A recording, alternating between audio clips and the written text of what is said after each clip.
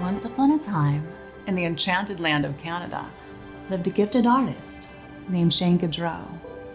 Shane was a visionary that had the ability to sketch and paint beautiful exotic women that sometimes came to life. He also painted the most amazing murals that tell the story of history, and people would flock from far and wide to come and look at his exhibitions. Colorful pop art, acid-etched clothing, the graffiti buddies, and the Titanic are all a part of this next story of Baby's Crib.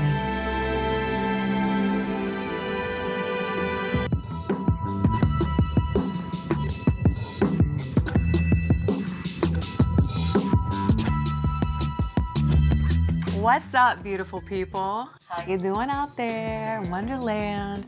We're here at Baby's Crib, and I'm here with Shane Goudreau. He's an artist from Canada who does multi-mediums, like you do all different styles, right? That's correct. All different types of art, yes. And you're here at my crib today, and thank you for being here with me. You're very welcome. So Shane, this is a question people always ask you. Where are you from? Well, I'm all the way up north. Kingston, Ontario, Canada was where I was born, and I generally work within that area between Toronto and Kingston and Montreal, all that beautiful up north area. Nice, nice, yeah. Cool. So, how did you get into art? When did you decide to start doing this? Was a young child when you got older? Yeah, you know, I started drawing at a very young age. I was sketching things like hockey players and little figures and stuff like that. And then I got into doing things like, from then on I started doing oil painting. Mm-hmm. And then I started doing things like acrylic and airbrushing. It's a lot. Yeah. Yeah, different styles. Mm-hmm. Well, was there anybody in your family that was an artist, or did you just decide to start sketching and drawing on your own, yeah, in the family? Well, my younger brother was an artist as well, and my mother did a lot of things like sketching and that sort of thing. My dad was a professional photographer and artist yes, as well. Yes, everybody had something interesting to add to what became me as far as my inspirations from my family. Mm-hmm. My mother also was a seamstress, so she did a lot of making clothing, and she also made a lot of our costumes. Like costumes, what do you mean? Well, Halloween costumes and that sort of thing. You just walk around the streets just in walking costumes. around everything. No, so she used to do a lot of Halloween costumes when we were kids and stuff like that, and sometimes we wanted to kind of just play around and do our own thing as far as we would get really kind of in a point where my brother and I'd like to create movie sets on our own and that sort of thing sometimes, so we'd have a little video camera to play with, and so sometimes she would make little costumes, and I'd build some of the little ornaments and stuff like that, or little characters that would go on this little kind of movie set that we would build. And cute. So you were always kind of making things. I was always building things. Mm-hmm. Yeah. So it was very interesting and how we all came together to kind of create something, within our own little creative way, whatever that might be. Nice. That's really cool.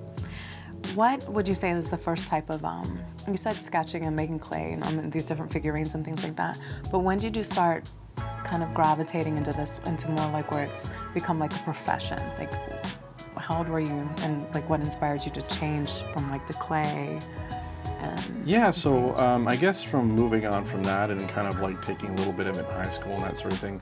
High school, okay. Yeah, I did a little bit of some art classes in high school and that sort of thing. But what happened was I did have a specific teacher in high school that was sort of pushing me in the graphic design area.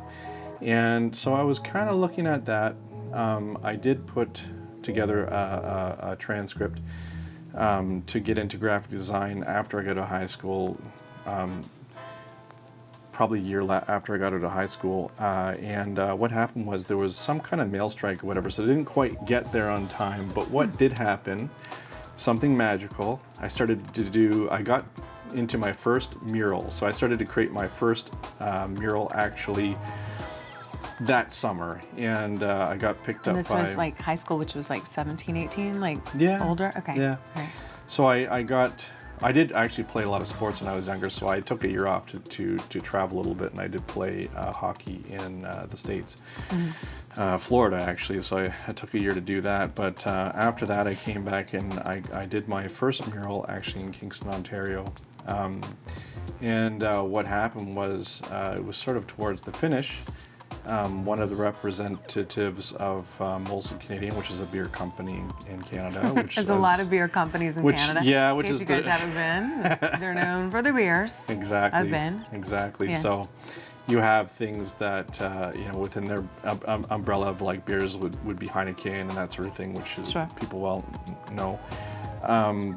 So they reached out to me, one of the representatives, to start doing murals for different bars and and things like that. You get a tab in all these bars. You get to go and paint and like drink a little bit of beer. The beer fridge was full for quite a few years after working with them. Nice. But that first mural was where?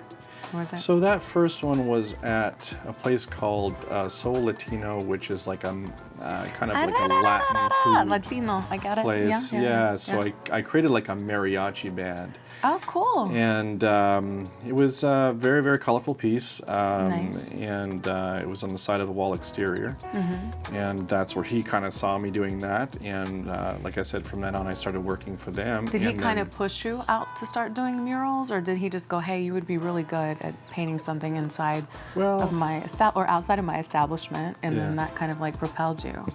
So what he did was he just suggested that I start doing some very large wall panels that we would put onto the wall. Okay. And then from that they got so you can bigger. Move them. Yeah. So if the establishment went from one place to the next, they could take it with them. You can't do that with murals. Yeah, or if it was something that I did a little more generic pieces of that we can kind of move them from bar to bar type thing and mix and match them. Neat. So we started doing smaller panels, then we went to bigger stuff. And the bars really liked this idea because it was no longer just throwing up beer posters and like all these other kind of tacky posters. Now we had a piece of artwork that matched your establishment. So if it was a Latin bar and it had like mariachis, then you bring in Corona and you mix that around the whole sort of like logo and stuff like that. And I would have the mariachi guys, and then I would have like whatever else went with that. But then other companies saw what I was doing, and then you had Smirnoff, you had other liquor companies that were just like, Your condo or warehouse was like stocked with alcohol, aren't you? Yeah. They're paying you in like liquor. Yeah, exactly. That's really cool. Yeah. So you're styling these establishments. Yeah. And it propelled from there. And this is like in Kingston basically, or in Toronto? So this started in Kingston, and then it started to move to the smaller cities just outside of Kingston, and then it did end up getting me to Toronto and Montreal and Ottawa. Huge, Toronto. So just this massive. So I started to spread out from there, doing bigger and bigger and bigger projects.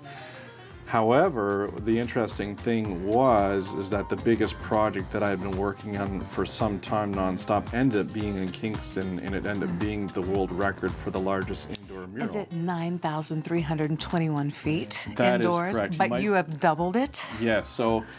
So it's not yet actually in the Guinness, because what has to happen is it has to actually be calculated and basically surveyed by a professional surveyor and that sort of thing. But I gotta get the tape out.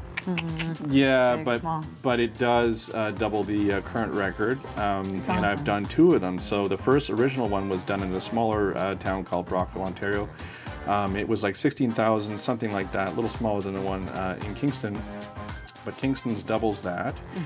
and that was done over, oh gosh, like a 10 or 11 year period, but not that it was done nonstop. It was a few months at a time. It's still your work in an establishment that is a mural. Now with that, it's probably a story then, that isn't just like one mural where it's just like, I mean, paintings are stories, right? Yeah, They're stories. yeah. It was something that like spans over 10 years. I mean, you did like a segment maybe 1 year and then the next 1 year, and so like maybe it was different stories. Tell me about that, like within this establishment. This is very I drink to interesting. that too, by the way. Cheers to that, to your job. Oh, thank you. Yeah, so what basically, it started off doing a section attributed to the 30s kind of blues music and a little mix of like dance and blues and that sort of thing, because they wanted to actually carry it from what was the stage onto another section that was a bar and then a lounge, and this is racks. So so it's a so basically what they have is Racks is a multi what do you call it? Like just entertainment happens multi-entertainment there. center. Like so they live music, billiards, yeah, drinking, which is definitely entertainment. So we're going to see what happens later after these drinks. Yeah.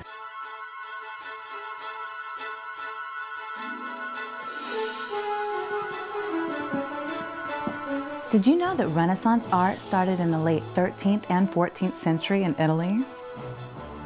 Michelangelo, Raphael, and Leonardo da Vinci are some of the greatest of all time. And I bet they got a lot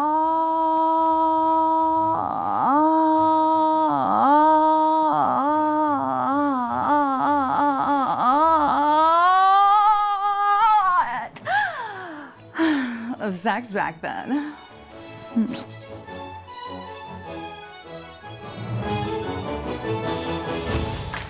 Subscribe, like, and comment on Baby's Crib.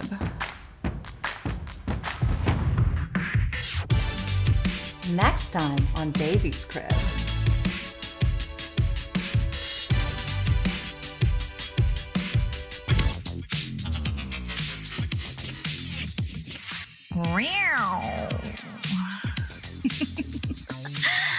Uh-huh.